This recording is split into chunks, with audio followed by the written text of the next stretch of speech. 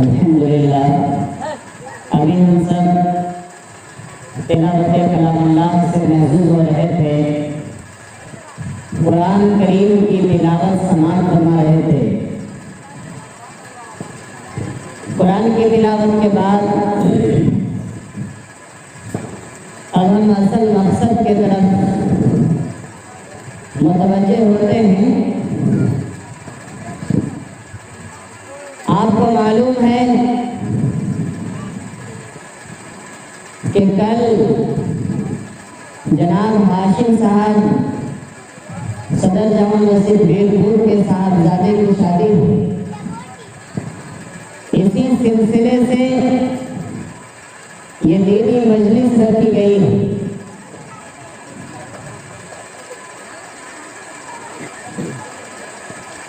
اللہ تبارک تعالیٰ نے انسانوں کی زندگی میں مختلف مواقع فراہم فرمائے ہیں۔ کوئی انسان ایسا نہیں ہے جو اس موقع سے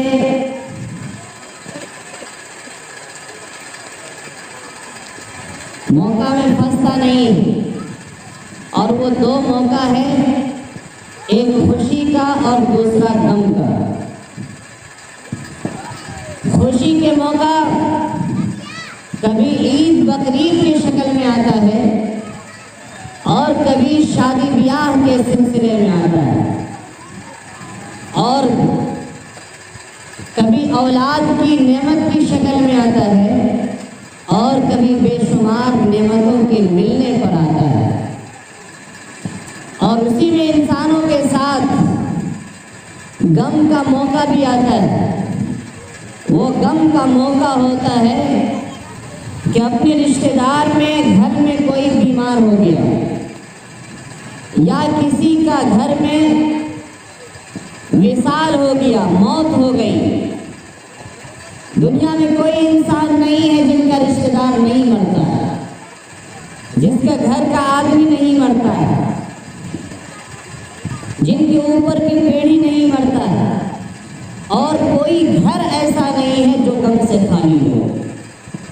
تو خوشی اور غم یہ دونوں چیزوں کا بھائی بہن کی طرح رشتہ ہے، بہت مضبوط رشتہ ہے۔ مواقع دونوں آتے ہیں، ان دونوں مواقع سے شریعت کا فیصلہ کیا ہے، اللہ اور رسول اللہ صلی اللہ علیہ وسلم کا حکم کیا ہے۔ یاد رکھنا چاہیے، خوشی کا موقع ہو یا غم کا موقع ہو، ان دونوں موقع پر شریعت کے احکام کو ملحوظ رکھنا یہ عین مسلمانوں کی پہچان ہے۔ ایک ایمان والے کی ذمہ داری ہے کہ خوشی میں بھی اتنا آپے سے باہر نہ ہو کہ وہ گانے بجانے پر مجبور ہو جائے۔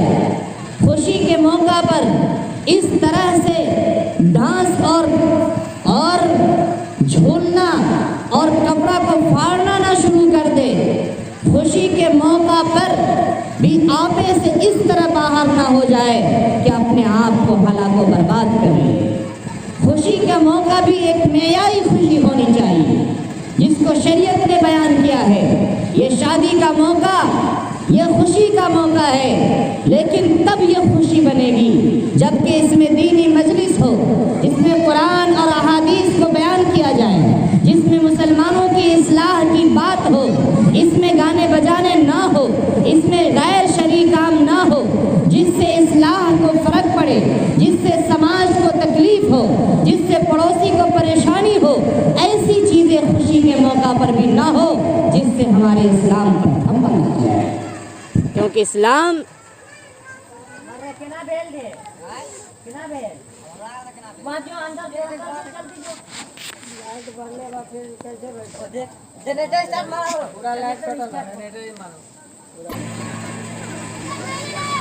میں یہ کہہ رہا تھا کہ اللہ تبارک تعالیٰ نے ہم سب کو بے شمار مواقع عطا فرمائے، ایک خوشی کا اور ایک غم کا۔ خوشی کا موقع ہو یا غم کا موقع ہو، دونوں شرعی دائرے کے اندر رہ کے کرنا چاہیے۔ مسلمان کی پہچان یہ ہے کہ نہ خوشی کے موقع پر آپے سے باہر ہو اور نہ غم کے موقع پر اپنے کپڑے کو پھاڑنا شروع کر دے۔ زمانہ جاہلیت کے اندر جب کسی کی یہاں کوئی مر جاتا تو وہ کرائے پر آدمی کو لاتے تھے اور وہ مہینوں تک ان کی خوبی کو یاد کر کے دروازے پر ڈھول پیٹتے اور روتے تھے، ان کو یاد دلاتے تھے۔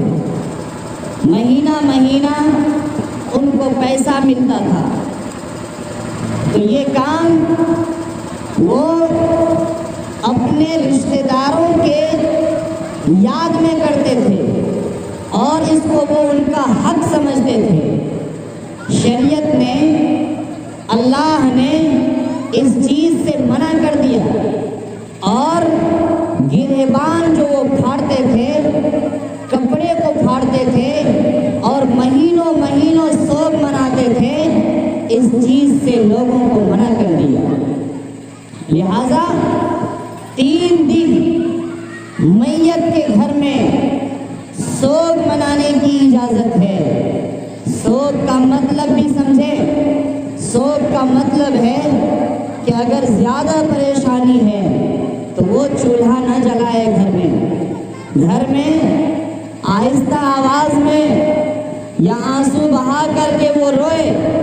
ان کے رونے سے دوسروں کو تکلیف نہیں ہونی چاہیے، اور اس انداز میں نہ روئے کہ اپنے ہاتھ کو جا کر دیوار پر مارنے لگے، اپنے سر کو دیوار میں مار کر اپنے آپ کو زخمی کر دے یا اپنے چوڑی کو توڑنے لگے۔ صرف بیوی کے لیے سوگ منانے کا 4 مہینہ 10 دن حکم ہے۔ اگر شوہر مر جائے تو بیوی کے لیے عدت 4 مہینہ 10 دن کا ہے۔ 4 مہینہ 10 دن بیوی بناؤ سنگار نہیں کرے گی، کوئی اچھا سے اچھا کپڑا نہیں پہنے گی یا پازیب لگا کر باہر نہیں نکلے گی، یا شوہر کی موجودگی میں جو وہ نمائش کرتی تھی یا زیب و زینت کرتی تھی، ایسا کام وہ 4 مہینہ 10 دن نہیں کرے گی۔ اس کے علاوہ کسی کے لیے جائز نہیں ہے کہ وہ مہینوں مہینوں سوگ منائے، مہینوں مہینوں رونے والے کو بلا کر کے گھر میں ماتم کرے اور مہینوں مہینوں گھر میں بلا کر کے ان کے لیے خوشی کا جنازہ اٹھا دے۔ شریعت میں ایک دائرہ ہے۔ اسی طرح سے یاد رکھنا چاہیے، خوشی کا موقع بھی اگر آئے تو خوشی کا موقع بھی ایک معیاری خوشی ہونی چاہیے، اس کا انداز بھی ایک نرالا ہونا چاہیے، اسلام کے زاویے اور طریقے کے مطابق ہونی چاہیے، اس میں کہیں سے بھی رسم و رواج کو داخل نہیں کرنا چاہیے۔ شریعت میں جہاں تک گنجائش ہے، جہاں تک ان کا شریعت کی چھوٹ ہے، بس وہیں تک کرنے کی گنجائش ہے۔ اس کے علاوہ فضولیات ہے، شریعت میں فضول خرچی کرنے پر بھی روکا گیا ہے کہ فضول خرچی بھی نہیں ہونا چاہیے، کیونکہ فضول خرچی کرنے والا شیطان کا بھائی ہوتا ہے۔ فضول خرچی کرنے والا آدمی بعد میں جا کر افسوس کرتا ہے، شرمندگی محسوس کرتا ہے۔ تو لہٰذا محنت اور مشقت سے کمائے ہوئے پیسہ کو فضول خرچی کر کے اس میں آگ نہ لگائے۔ اللہ تبارک تعالیٰ نے قرآن کے اندر فرمایا، وَسَارِعُوا إِلَى مَغْفِرَةٍ مِّن رَّبِّكُمْ وَجَنَّةٍ أَرْضُهَا السَّمَاوَاتُ وَالْأَرْضُ أُعِدَّتْ لِلْمُتَّقِينَ کہ اے ایمان والو، دوڑو اپنے رب کی بخشش کی طرف اور ایسی جنت کی طرف جس کی لمبائی اور چوڑائی آسمان و زمین کے برابر ہے، اور یہ تیار کیا گیا ہے پرہیزگاروں کے لیے، متقیوں کے لیے۔ اس میں 3 باتیں ہمیں سمجھ میں آتی ہے۔ ایک یہ کہ نیکی کی مجلس ہو، ذکر کی محفل ہو یا اعمال صالحہ کا موقع ہو، اس کو جلدی سے کر لینا چاہیے۔ ہو سکتا ہے بعد میں رکاوٹ آ جائے، ہو سکتا ہے شیطان سر پر مسلط ہو جائے، ہو سکتا ہے بعد میں جا کر کے سستی اور غفلت میں آدمی پڑ جائے۔ مثلا نماز کا ٹائم ہو گیا تو فوراً نماز پڑھ لے، قرآن پڑھنے کا شوق ہوا فوراً قرآن کھول کر کے پڑھ لے، دین کا کام کرنے کا شوق ہوا فوراً کر لے، مال ہے غریب کی مدد کرنے کی چاہت ہوئی فوراً کر لے۔ ہو سکتا ہے آگے کا وقت ہمارے ساتھ دے یا نہ دے۔ اس لیے اللہ کے نبی صلی اللہ علیہ وسلم نے فرمایا کہ 5 چیزوں سے پہلے غنیمت جان لو۔ نمبر 1، جوانی کو بڑھاپے سے پہلے۔ جوانی اگر ہے تو جوانی میں ہر کچھ کر سکتے ہیں، آسانی سے کر سکتے ہیں۔ اللہ کے نبی صلی اللہ علیہ وسلم نے فرمایا کہ جوان آدمی جب جوانی میں عبادت کرتا ہے، چاہے وہ مرد ہو چاہے وہ عورت ہو، تو اللہ تعالیٰ کل قیامت کے دن عرش الہی میں سایہ عطا فرمائیں گے۔ عرش الہی کے نیچے ان کے لیے سایہ عطا فرمائیں گے جن کا دل ایک نماز کے بعد دوسری نماز کے لیے مسجد کی طرف اٹکا ہوا ہو، اللہ تعالیٰ انہیں بھی قیامت کے دن عرش الہی کا سایہ عطا فرمائیں گے۔ اللہ کے نبی صلی اللہ علیہ وسلم نے فرمایا ہے کہ خیر کے کام میں جلدی کرو، خیر کے کام میں جلدی کرو اور برائی کے کام میں پیچھے رہا کرو۔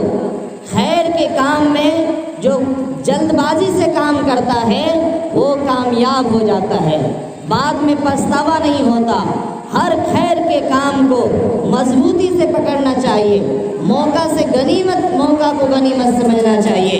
وَسَارِعُوا إِلَىٰ مَغْفِرَةٍ مِّن رَّبِّكُمْ وَجَنَّةٍ عَرْضُهَا السَّمَاوَاتُ وَالْأَرْضُ۔ دوسری بات اس میں یہ سمجھ میں آئی کہ آسمان کے اوپر عرش الہی کے نیچے اللہ تعالیٰ نے جنت تیار کر کے رکھا ہے، اور یہ جنت کن کے لیے تیار کیا ہے یہ بھی بات سمجھ میں آ گئی۔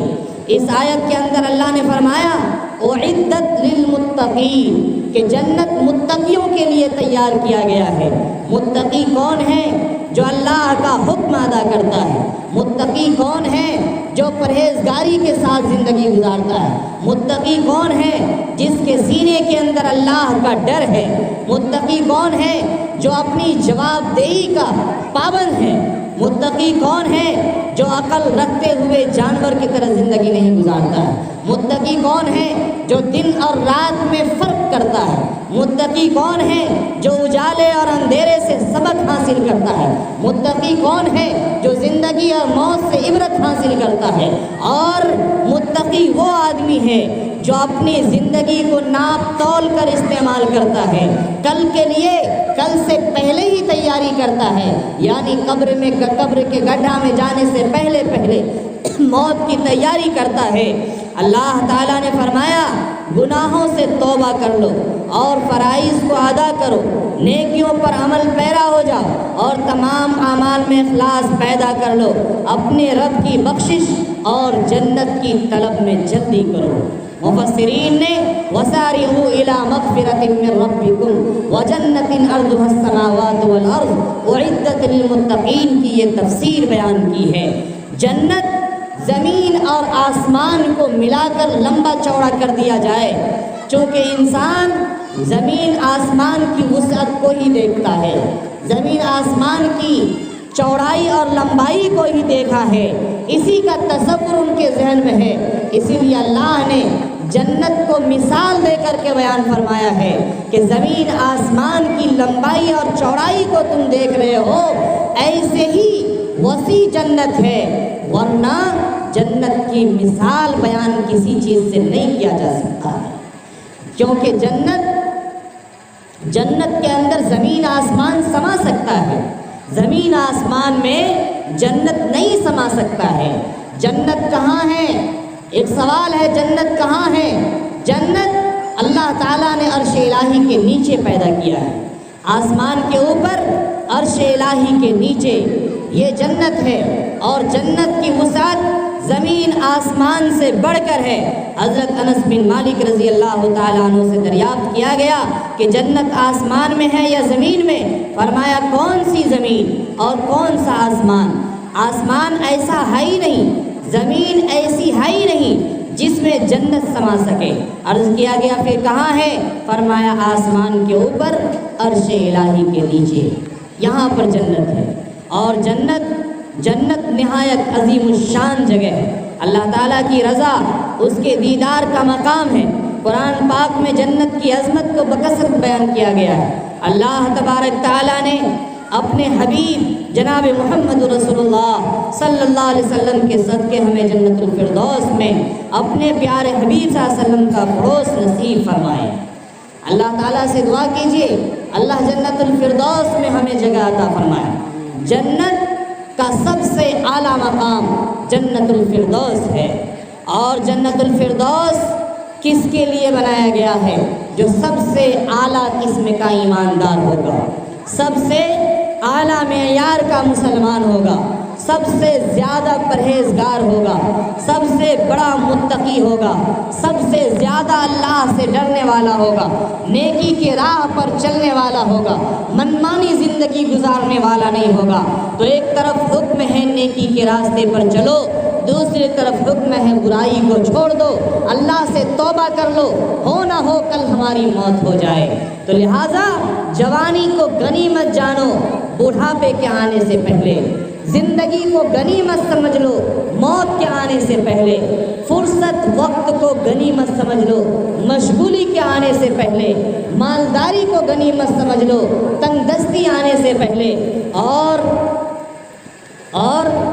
فقر و فاقہ سے پہلے اپنی مالداری کو غنیمت سمجھ لو۔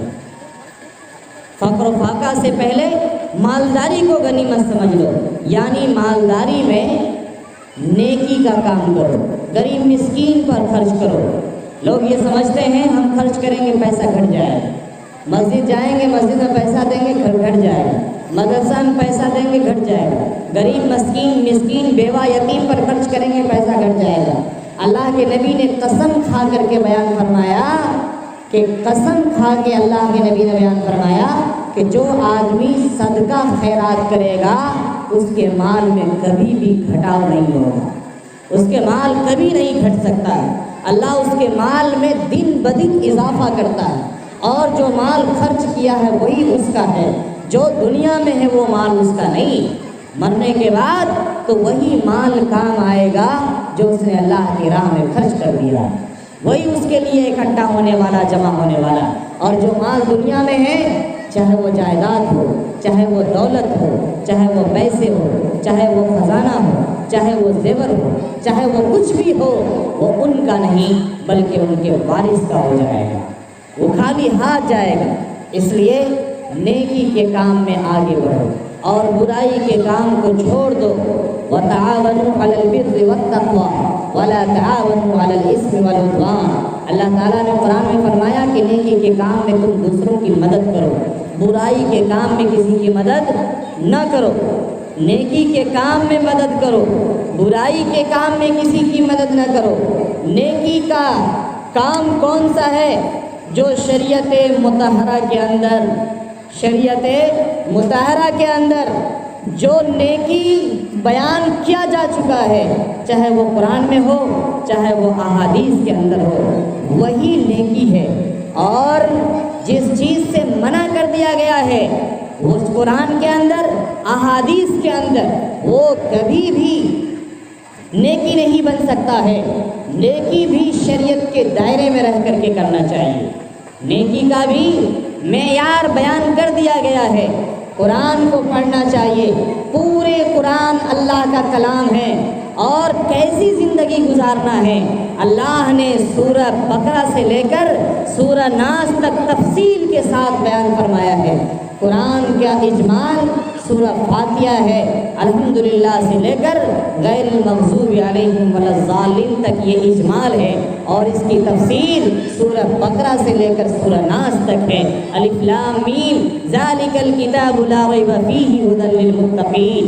اللہ تعالیٰ نے فرمایا کہ ایسی کتاب ہے جس میں ذرہ برابر بھی شک کی گنجائش نہیں، جس میں ریب نہیں ہے، لا ریب فیہ، جس میں کسی طرح کی کوئی عیب نہیں ہے، کوئی گنجائش نہیں ہے شک کرنے کی، بالکل پاک ہے، اللہ کا کلام ہے۔ ذالک الکتاب لا ریب فیہ ھدی للمتقین، یہ متقیوں کے لیے ہدایت ہے۔ متقی کون ہے؟ آپ کو بتایا گیا کہ متقی اللہ سے ڈرنے والے کو کہتے ہیں، گناہوں سے بچنے والے کو کہتے ہیں، اعمال صالحہ اختیار کرنے والے کو کہتے ہیں، وہ لوگ متقی ہے۔ اور پھر متقی کا تعارف بھی آگے اللہ تعالیٰ بیان فرماتے ہیں، الذین یؤمنون بالغیب ویقیمون الصلاۃ، جو بغیر دیکھے اللہ پر ایمان لاتا ہے، رسول اللہ پر ایمان لاتا ہے، کتابوں پر ایمان لاتا ہے، صحابہ پر ایمان لاتا ہے، فرشتوں پر ایمان لاتا ہے، قیامت کے دن پر ایمان لاتا ہے، جنت دوزخ پر ایمان لاتا ہے، مرنے کے بعد کی زندگی پر ایمان لاتا ہے، اچھی بری تقدیر پر ایمان لاتا ہے۔ الذین یؤمنون بالغیب، وہ لوگ مومن ہیں، متقی ہے، جو غیب کی باتوں پر ایمان لاتا ہے، اور وَيُقِيمُونَ الصَّلَاةَ، جو نماز قائم کرتے ہیں، جو غیب کی باتوں پر ایمان لا کر نماز قائم کرتے ہیں۔ وَيُقِيمُونَ الصَّلَاةَ وَمِمَّا رَزَقْنَاهُمْ يُنْفِقُونَ، اللہ نے جو انہیں مال دیا ہے اس مال سے اللہ کے راستے میں خرچ کرتے ہیں۔ یہ لوگ کون ہیں؟ متقی ہے۔ الذین یؤمنون بالغیب ویقیمون الصلاۃ ومما رزقناہم ينفقون والذین یؤمنون بما انزل الیک وما انزل من قبلک وبالآخرۃ هم یوقنون۔ اللہ تعالیٰ فرماتے ہیں اس کتاب پر بھی ایمان لاؤ، یعنی قرآن شریف پر، اور اس سے پہلے جو کتاب نازل کی گئی ہے تورات انجیل زبور، اس کے اوپر بھی ایمان لاؤ، تب جا کر کے تم متقی بنو گے۔ اولئک علی ھدی من ربہم وَأُولَئِكَ هُمُ الْمُفْلِحُونَ۔ اگر یہ چار کام آدمی کر لیتا ہے، نمبر 1 غیب پر ایمان لاتا ہے، نمبر 2 نماز قائم کرتا ہے، نمبر 3 مال کا زکوٰۃ دیتا ہے، نمبر 4 تمام کتابوں پر ایمان لاتا ہے، تو اللہ تعالیٰ فرماتے ہیں اولئک علی ھدی من ربہم، تم اپنے رب کی ہدایت کے اوپر ہو، اولئک هم المفلحون، اور تم ہی کامیاب ہونے والے ہو، تم ہی کامیاب ہونے والے ہو۔ تو یہ ہمارا کامیابی کا معیار ہے۔ ہم اپنے گریبان میں جھانک کر کے دیکھیں کہ یہ معیار ہماری زندگی میں ہے یا نہیں، یہ حکم ہماری زندگی میں ہے یا نہیں ہے۔ قرآن ہی ہماری ہدایت کا معیار ہے، قرآن ہی کے اندر اللہ تعالیٰ نے ہمارے لیے ہدایت کے ساری چیزوں کو بیان کیا ہے۔ یہ 4 چیزیں ہماری زندگی میں ہیں تو ہم فخر کے ساتھ کہہ سکتے ہیں کہ ہم کامیاب ہیں، کیونکہ اللہ نے پرچہ پہلے ہی پاس کر دیا ہے، پہلے ہی آؤٹ کر دیا ہے۔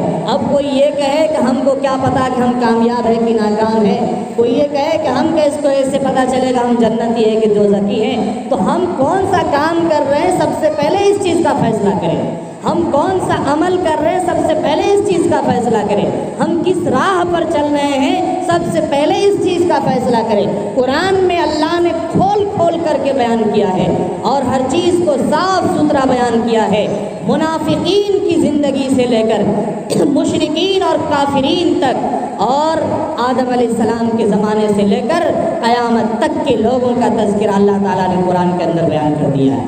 پچھلی قومیں جن کے اوپر اللہ کا عذاب آیا وہ احکام میں سستی کرنے والے تھے، احکام کو توڑنے والے تھے، ان سے کہا کچھ جاتا تھا اور وہ کرتے کچھ تھے، تو اللہ تعالیٰ نے مختلف صورت میں ان کے اوپر عذاب بھیجا، مختلف طریقے سے اس پر عذاب بھیجا۔ کسی قوم پر چینٹ کی آواز بھیجا، کسی قوم کو اللہ تعالیٰ نے آندھی طوفان میں اڑا کر کے ختم کر دیا، کسی قوم پر اللہ تعالیٰ نے اوپر سے کنکری بھیجا اور اس کو ہلاک و برباد کر دیا، کسی قوم کو اللہ نے سیلاب میں پانی بھیج کر کے ڈبا کر کے ہلاک کر دیا۔ یہ ساری قومیں جس پر اللہ کا عذاب آیا یہ ہمارے لیے عبرت کے لیے، یہ ہمارے لیے سبق کے لیے ہے کہ وہ قوم کون سی کام کرتی تھی، وہ قوم کون سا کام کرتی تھی جس کی وجہ سے اس کے اوپر عذاب آیا۔ آل فرعون کے بارے میں آپ کو معلوم ہے کہ فرعون بھی ظالم بادشاہ تھا اور ان کے رعایا میں جو لوگ تھے وہ بھی بہت بڑے ظالم تھے۔ ان سے جب کہا گیا اذهب الى فرعون انه طغى، جب اللہ تعالیٰ نے موسیٰ علیہ السلام اور ہارون کو بھیجا، کہا کہ جاؤ ان کو سمجھاؤ، وہ طغیانی کے اعلیٰ معیار پر پہنچ چکا ہے، یعنی سرکشی کے اعلیٰ معیار پر پہنچ چکا ہے، حد سے تجاوز کر رہا ہے۔ اور ان کا حد کیا تھا؟ انا ربکم الاعلیٰ، میں سب سے بڑا خدا ہوں۔ انہوں نے کیا کہا؟ میں سب سے بڑا خدا ہوں۔ جب وقت کے پیغمبر موسیٰ علیہ السلام سمجھانے کے لیے گئے تو وہ انہیں کا دشمن ہو گئے، وہ انہیں کو مارنے کے لیے لگ گئے، اپنی فوج کو ان کے پیچھے لگا دیا۔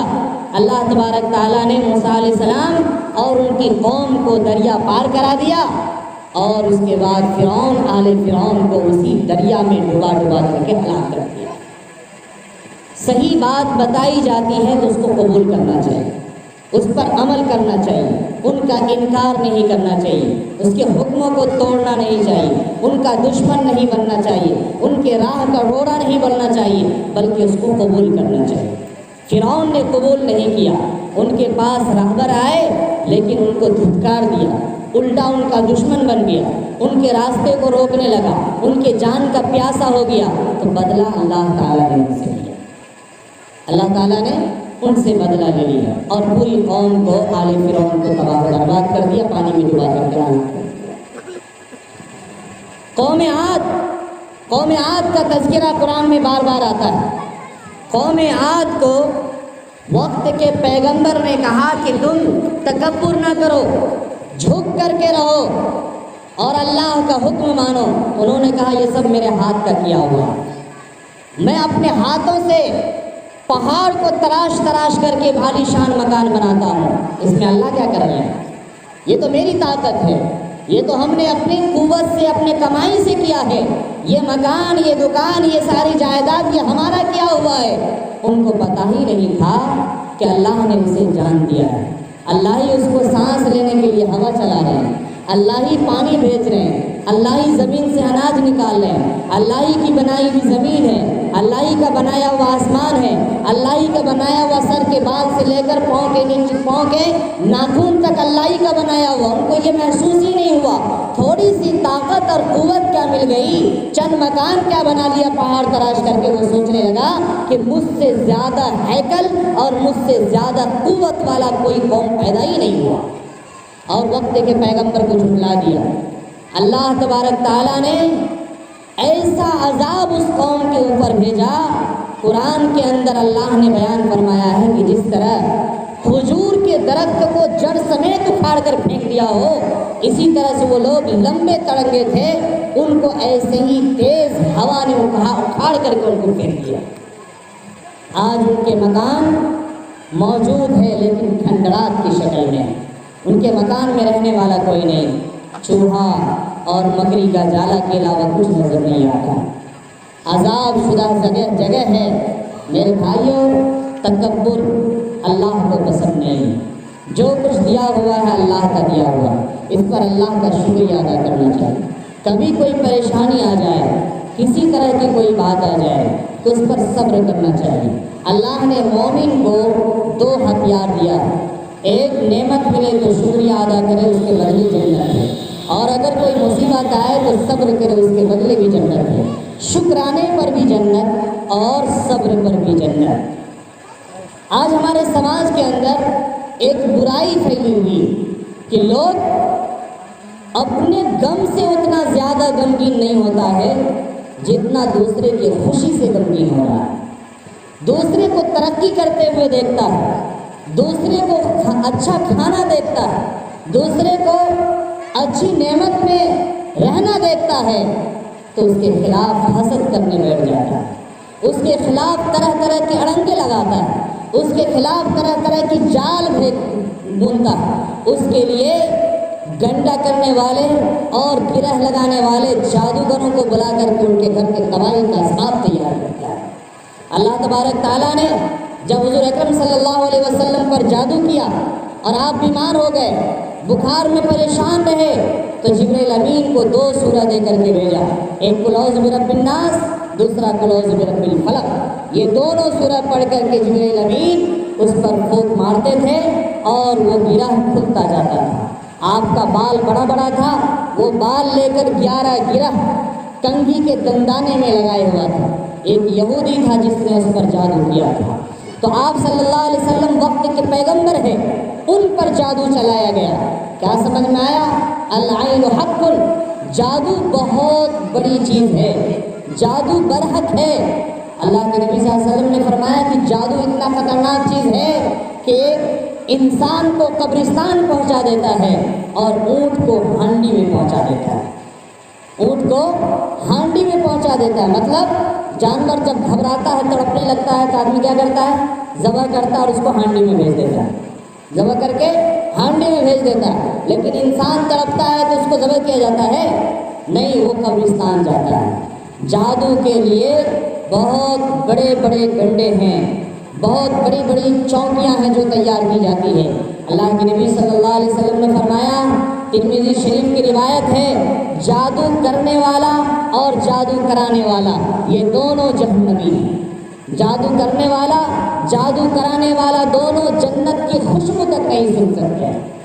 جنت کی خوشبو 500 سال کی مسافت کی دور تک آئے گی۔ جادو کرنے والا اور جادو کرانے والا یہ دونوں جنت کی خوشبو تک نہیں سن سکتے، اور دنیا میں ان کا حشر، ان کا انجام یہ ہوتا ہے کہ پوری زندگی وہ حسد میں مرتا ہے، بے چینی میں مرتا ہے، پریشانی میں مرتا ہے، دوسری کی خوشی کے لیے تڑپتا رہتا ہے، اور جب موت کی گھڑی آتی ہے تو جسم سے گوشت کٹ کٹ کر کے گرتا ہے۔ ہم نے ایک نہیں 100 مثال ایسا دیکھا ہے کہ جن کی نظریں تیز ہیں، جو دوسروں کو پریشان کرنے کے لیے لگا رہتا ہے، قبرستان کی مٹی لا کر دروازے پر چھینٹتا ہے، جن کے گھروں کی خوشی کو چھیننے کے لیے بے چین بے قرار رہتا ہے، وہ جب مصیبت میں پڑتا ہے اللہ کی مار بہت خطرناک ہوتی ہے۔ بدلہ لینا جانتا ہے اللہ تعالیٰ، اس لیے اللہ کے مخلوق کے ساتھ جو چھیڑخانی کرتا ہے، کسی کو پریشان کرتا ہے تو وہ پریشان خود ہو جاتا ہے۔ اسی لیے ہم نے دیکھا ہے ناک میں پائپ، منہ میں پائپ، حلق میں پائپ، پیٹ میں پائپ، پیشاب کے راستے میں پائپ، پائخانہ کے راستے میں پائپ، بستر پر پڑا ہوا ہے، 6 مہینہ ہو گیا ہے، سانس چل رہی ہے، ایسی سانس کے 10 گھر ان کے سانس لینے کی آواز جاتی ہے، نہ کھا سکتا ہے نہ پی سکتا ہے، گوشت کا ٹکڑا جس میں سے کٹ کٹ کر کے گر رہا ہے۔ انجام ایسا کیوں ہو رہا ہے؟ اس لیے کہ وہ جادو سیکھا تھا، دوسروں کے گھر کو تباہ کرنے کے لیے، دوسرے کے بچوں کو پریشان کرنے کے لیے، دوسرے کے جانوروں کو اجاڑنے کے لیے، دوسرے کے گھروں کو برباد کرنے کے لیے۔ جو دوسروں کو برباد کرے گا وہ خود برباد ہو جائے گا، وہ خود برباد ہو جائے گا۔ اس لیے توبہ کرنے کا مقام ہے۔ اگر ہم کسی کے لیے بھی برائی چاہتے ہیں تو اپنے ذہن سے اس برائی کے ماترا کو نکال دیں، دوسروں کے لیے اچھائی کرے، نیکی کرے۔ خیر الناس من ينفع الناس، اس روئے زمین پر سب سے بہترین انسان وہ ہے جو دوسروں کے لیے بھلائی کا کام کرے، خیر کا کام کرے۔ ارے کسی گرے ہوئے کو اٹھا دو، وہ تمہارا نام لے گا۔ کسی بیمار کی مدد کر دو، اس کی صحت ٹھیک ہو جائے گی۔ کسی اجڑے ہوئے کو بسا دو، پوری زندگی اس کا تم کو اجر ملتا رہے گا۔ کسی کو راستہ چلنے کے لیے نہیں ہے تو راستہ دے دو، کوئی پریشان ہے تو ان کی پریشانی کو دور کر دو، کوئی بھوکا ہے تو اس کو کھانا کھلا دو، کوئی کسی کی جوان بیٹی ہے اور شادی کرنے کی استطاعت نہیں تو شادی کرا دو۔ جو کر سکتے ہو نیکی اور بھلائی کا کام وہ کام کر جاؤ، تاکہ قبر میں جب تم پڑے رہو گے تو رحمت کے سائے تمہارے جسم کے اوپر شاید فکر ہوگا، اور تم اس معصوم آدمی کی جن کی تم نے مدد کی ہے ان کی دعا سے تمہارا قبرستان ہرا بھرا رہے گا، اور کفن تمہارا ہمیشہ ہمیشہ خوشبو سے معطر ہوگا، اور قبر کے اندر بھی عذاب سے بچ جائیں گے۔ دوسروں کی دعا بہت بڑی کارگر کی کام کرتی ہے، بہت بڑا کام کرتا ہے۔ اللہ کے نبی صلی اللہ علیہ وسلم نے فرمایا، بخاری شریف کی روایت ہے، ایک آدمی کا انتقال ہوا، قیامت کے دن اللہ کے سامنے وہ کھڑا ہوگا۔ دیکھیے جب احادیث یا قرآن کی آیت بیان کی جاتی ہے تو بعض جگہ الفاظ ماضی کا لایا جاتا ہے اور مراد اس سے مضارع ہوتا ہے، جیسے اقتربت الساعۃ وانشق القمر۔ اقترب یقترب اقتراباً، یہ ماضی کا صیغہ ہے جس کے معنی ہیں اقتربت الساعۃ، قیامت آ گئی، ترجمہ ہے قیامت آ گئی، حالانکہ قیامت ابھی آئی نہیں، قیامت آنے والی ہے۔ تو اسی طرح سے بعض مواقع پر ایسے الفاظ لائے جاتے ہیں کہ جس کے آنے کا بالکل یقینی ہے، وہ ہر حال میں آنے والا ہے، تو اس کو ایسے ہی سمجھا جاتا ہے جیسا کہ آ گیا۔ مثلا آپ نے کسی کو کوئی سامان لینے کے لیے بھیجا، وہ سامان لے کر کے آ رہا، آپ دیکھ رہے ہیں، آپ کو کسی نے فون کیا کہ بھائی آیا، تو دیکھ رہے کہ ابھی فلاں جگہ آ رہا ہے، آپ نے کہا کہ ہاں آ گیا، ابھی قریب آیا نہیں ہے لیکن کیا کہتے ہیں، آ گیا۔ تو اصول ہے قرب شے کو شے کا درجہ دے دیا جاتا ہے، جو شے قریب ہوتی ہے اس کو مان لیا جاتا ہے کہ وہ آ گیا ہے۔ اسی طرح سے قیامت کی ہولناکی کے بارے میں اللہ نے فرمایا کہ قیامت آ گئی، یعنی قیامت آنے والی ہے ہر حال میں۔ ایسے ہی اس شخص کے بارے میں بیان کیا کہ قیامت کے دن اللہ کے سامنے وہ کھڑا ہوگا، کھڑا ہونے کے بعد اس کے اگل بغل میں نور پہاڑ کے برابر چل رہا ہوگا۔